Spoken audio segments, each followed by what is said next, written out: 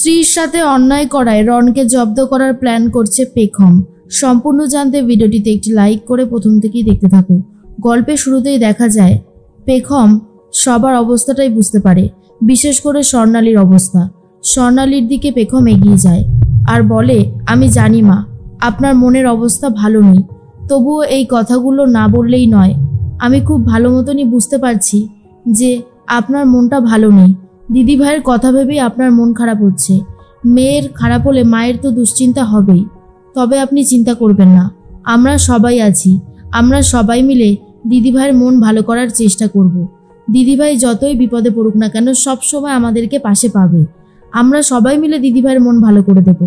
Joint পরিবার মানেই তো এক হয়ে থাকা, একে অপরের বিপদে ঝাঁপিয়ে পড়া। আমরা যদি একে অপরের পাশে নাই থাকতে পারি তাহলে কি করে হবে? এর মধ্যেই তখন রনিতা মনে মনে ভাবে, সর্বনাশ, পেখমের কথা শুনে বড় মার মন কি আবার গলে যাবে নাকি? তাহলেই তো গন্ডগোল হয়ে গেল। কি করব এখন আমি? এর মধ্যে আবির বলে, মা তুমি পেখমের কথাটা একটু শোনো। এরপর পিসিমণি বলে, না আবির, একদম না। এখানে শাশুড়ি বৌমা দুজন মিলে কথা বলছে, তোমাকে এসবের মধ্যে ঢুকতে হবে না। বড়, তোর মনে যা আছে সব কথা বলে ঝামেলা মিটিয়ে নে।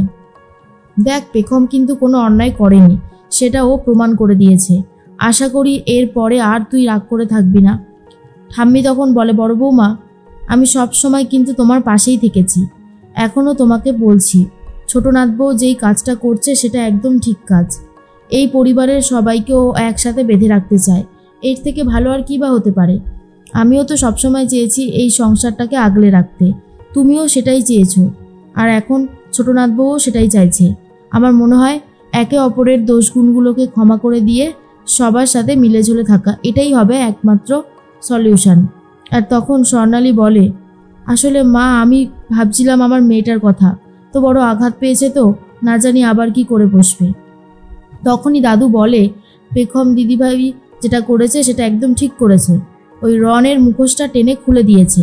তার মধ্যেই স্ত্রী চলে এসেছে নিজের ব্যাগ গুছিয়ে আর বলে, তোমরা সবাই আমার ব্যাগ গোছানো দেখে ভাবছো হয়তো, বলছি সবটাই বলবো। এর মধ্যেই পাস্তার গন্ধ পেয়ে ভীষণ খুশি হয়ে যায় আর বলে, এত সুন্দর পাস্তা তোমরা সবাই আমার জন্য বানিয়েছো? এই তাহলে আমাকে বললে না কেন? তোমরা তো খুব ভালো মতনই জানো আমি পাস্তা খেতে ভীষণ ভালোবাসি। এরপর পাস্তা খেতে থাকে আর বলে, খুব সুন্দর হয়েছে, দারুণ হয়েছে। তার মধ্যেই স্বর্ণালী বলে, তুই ব্যাগপত্র গুছিয়ে নিয়ে কোথায় যাচ্ছিস? এর মধ্যেই স্ত্রী বলে, মা, ব্যাঙ্গালোর থেকেও ফোন এসেছিল, অফিসে জয়েন করার কথা বলল। আর আমারও মন মেজাজ ভালো নেই, কাজকর্মে থাকলে মন মেজাজটা ভালো হয়ে যাবে বলেই আমি চলে এসেছি, ব্যাগপত্র গুছিয়ে নিয়ে এখনই বেরিয়ে পড়ব। তখনই কাকাই বলে, এটা কিন্তু ঠিক না। স্ত্রী, তুই তো বলেছিলিস যে ব্যাঙ্গালোরের সমস্ত পার্ট চুকিয়ে দিয়ে তুই এখানে সেটেল হবি, তাহলে এখন এরকমটা করছিস কেন? স্ত্রী বলে, আরে কাকাই, অনেক কিছুই তো বলেছিলাম, বলো, সব কথা কি আর রাখা সম্ভব হয়? আমার কিছু করবার নেই, আমাকে যেতেই হবে, তোমরা প্লিজ আমাকে যেতে দাও।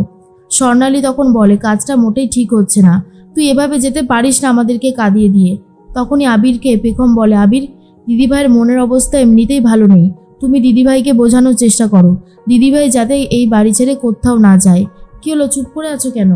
আবির তখন বলে, দেখ দিদিভাই, তুই এই বাড়ি ছেড়ে কোথাও যাবি না, আমরা তোকে যেতে দেব না। কেন যাবি তুই এই বাড়ি ছেড়ে? এই বাড়িটা তো তোর, তুই এখানে থাক না, আমরা তো সবাই আছি, তোকে ওই ব্যাঙ্গালোরে জবটা করতে হবে না, তুই এখানেই কিছু করবার চেষ্টা কর, আর যদি নাও পাস তাহলে অসুবিধার কি আছে? স্ত্রী তখন বলে, না রে আবির, যার যেখানে থাকার কথা সে সেখানেই থাকবে, আর আমিও তো জবটা কষ্ট করে পেয়েছি, বল, আমিও বা ছাড়বো কেন? আমি নতুন একটা স্বপ্ন দেখেছিলাম, সেই স্বপ্নটা আমার ভেঙে চুরমার হয়ে গেছে, তাই আমিও আর এখানে থাকতে চাইছি না, আমি এখান থেকে একটু দূরেই যেতে চাই। তুই আমাকে নিয়ে ভাবিস না, সব ঠিক হয়ে যাবে, আমি আছি তো, আমি নিজেকে নিজে সামলে নিতে পারবো। আমাকে নিয়ে মিথ্যে টেনশন আর এসব ভাবিস না তো, একদম ভাববি না। তার মধ্যেই আবিরের কষ্ট হয়। পেখম তখন বলে, দিদিভাই আমার সাথে কথা বলতে পারছে না, আমি যাই দিদিভাইয়ের সাথে গিয়ে কথা বলি। পেখম এসে বলে, দিদিভাই, আমি জানি তুমি আমার উপরে অনেক রাগ করছো, অভিমান করছো, কিন্তু আমার কিছু করবার ছিল না, বিশ্বাস করো। রনের কুকীর্তিটা সামনে না নিয়ে আসলে তোমার ভুল ধারণাটা যে কোনো দিন ভাঙতো না, তাই সেই চেষ্টাই করেছি আমি যদি কোনো অন্যায় করে থাকি তুমি আমাকে প্লিজ ক্ষমা করে দিও, আমি হাত জোর করে তোমার কাছে ক্ষমা চাইছি। তুমি আমাকে মারো, বকো, কিন্তু এই বাড়ি ছেড়ে যেও না, তোমার পাশে পুরো একটা পরিবার আছে, তোমার এত ভয় কিসের? এরপরেই স্ত্রী তখন হাত তুলেছে পেখমকে মারবে বলে, কিন্তু না, এটা বোঝানোর জন্য। সেই হাত দিয়ে পেখমকে জড়িয়ে ধরে আদর করে দেয় আর বলে, আমি জানি আমি তোমার কথা শুনিনি, তোমার কথা না শুনে একের পর এক ভুল করে গেছি, আমি তোমার কাছে ক্ষমা চাইছি। পেখম বলে, একদম না, তুমি কেন ক্ষমা চাইবে? তুমি তো কোনো অন্যায় করনি। তুমি একটা মানুষকে নিঃস্বার্থভাবে ভালোবেসেছিলে, যাকে ভালোবেসেছিলে তাকে তো বিশ্বাস করবেই, এটা স্বাভাবিক একটা ব্যাপার। তোমার এই কাণ্ড দেখে আমি একদম রাগ করিনি, বরং আমি এটা বুঝতে পেরেছি যে তুমি যাকে ভালোবাসো তাকে নিঃস্বার্থভাবেই ভালোবেসে যাও। এসব নিয়ে তুমি কিচ্ছু ভেবো না, আমরা সবাই তোমার পাশে আছি। যে তোমার সাথে এত বড় অন্যায় করেছে তাকে শাস্তি দেবে না দিদিভাই? তাকে শাস্তি না দিয়ে চলে যাবে? সেটা কি আমি মেনে নিতে পারবো বলো? সেটা যে আমি মেনে নিতে পারবো না? তুমি একদম এসব নিয়ে ভাববে না, আমি আছি তো, আমি সবটা সামলে দেব। পেখমের কথা শুনে অনেক বেশি মনের জোর পায় স্ত্রী, কিন্তু তবুও সে বলে, আমাকে যখন যেতে হবে আমাকে যেতে দাও তোমরা। এরপর আবির গিটার বাজিয়ে বাজিয়ে গান করতে থাকে, আর সেই গান শুনে সবাই খুশি হয়ে যায়। আর অন্যদিকে দেখা যায় যে রন প্রচণ্ড রেগে গেছে পেখমের উপর আর বলে, যাকে আমি আমার আঙ্গুলের ডগায় নাচাতাম সেই স্ত্রীকেও পর্যন্ত আমার থেকে কেড়ে নিয়েছো পেখম। তোমাকে আমি এত সহজে কোনোভাবেই ছেড়ে দেব না। আজকে তোমার জন্যই আমাকে জায়গায় জায়গায় পালিয়ে বেড়াতে হচ্ছে, সেটা কি আর এত সহজে আমি মেনে নেব? আমি যে তোমাকে ছাড়বো না, শাস্তি তোমাকে পেতেই হবে। তোমার জন্য যা শাস্তি অপেক্ষা করছে না, তুমি ভাবতে পারবে না। এর মধ্যেই ছদ্মবেশ নিয়ে নিয়েছে রন, আর অন্যদিকে দাদু আর নাতি দুজন মিলে কথা বলতে থাকে। আসলে দাদু একটু আনন্দ করে ড্রিঙ্ক করতে থাকে, আর সাথে আবিরও রয়েছে। দাদু তখন বলে, আবির, আমি বলছিলাম কি, বিয়ের পর থেকে তোরা তো আর একটা দিনের জন্য একটু শান্তি পাসনি, এবারে তোদের জন্য একটা শান্তির ব্যবস্থা করতে হবে, তোদেরকে একটা পুরস্কার দেব। আবির তখন বলে, পুরস্কার? আমাকে আবার কি পুরস্কার দেবে তুমি?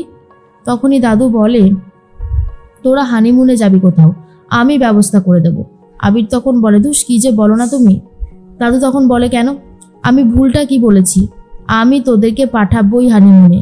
আবির তখন বলে, তুমি আমাদেরকে পাঠানোর কথা বলছো তো? পেখম বলবে বাড়ির সবাইকে নিয়ে এসে ঘুরতে যাবে, আর এটা হলেও মন্দ হয় না। কিন্তু দাদু তখন বলেন, না না না না, হানিমুনে কি আর কেউ এভাবে ফ্যামিলি নিয়ে যায় নাকি? তাই হানিমুনে শুধু দুজন মিলে যেতে হয়, অনেক মজা, অনেক হই হুল্লোড়, আনন্দ এসব করতে হয়, না হলে কি করে হবে? হ্যাঁ, এভাবে হয় না।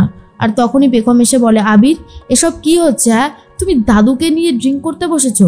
আবির বলে, আসলে এই মানুষটা তো অনেক কষ্ট করেছে, আনন্দ হলে একটু এসব খেতে চাই, কি করব বলো? এর মধ্যেই স্ত্রী তো যাওয়ার জন্য একদম রেডি হয়ে গেছে, রাস্তায় দাঁড়িয়ে থাকে সবাই মিলে গাড়ি নিয়ে। আর তার মধ্যেই রন ছদ্মবেশ নিয়ে গাড়ি জোরে চালাতে থাকে। রাস্তাতে দাঁড়িয়েছিল পেখম, আর পেখমকেই মারবে বলে টার্গেট নিয়েছে, যেটা দেখার পর আবির চমকে যায়।